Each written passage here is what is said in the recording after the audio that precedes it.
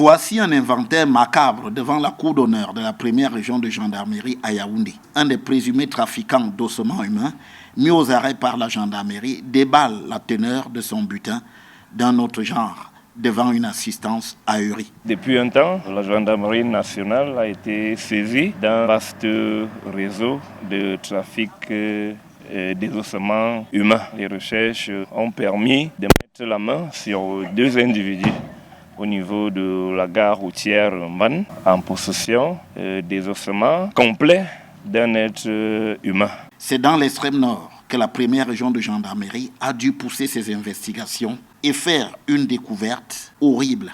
Et les recherches complémentaires nous ont permis de se rendre au lieu du forfait, dans un village nommé Pousse, dans le département du Mayo-Danaï, dans la région de l'extrême nord. Sur les lieux, nous avons malheureusement constaté que c'est un trafic qui existait depuis parce que dans un cimetière, nous avons trouvé près de 30 tombeaux avec le contenu vidé.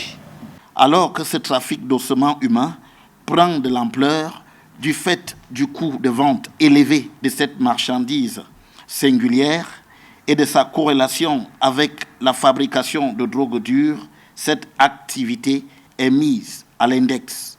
Ces ossements servent à la fabrication d'une drogue forte, communément appelée caillou, que voici. C'est une drogue qui coûte cher, ça c'est une gamme qui coûte 75 000 francs. Elle est consommée par les jeunes qui est à l'origine de la montée en puissance de l'insécurité qu'on observe. En attendant que les receleurs soient également mis aux arrêts par la gendarmerie, les présumés trafiquants d'ossements humains seront déférés devant le procureur de la République.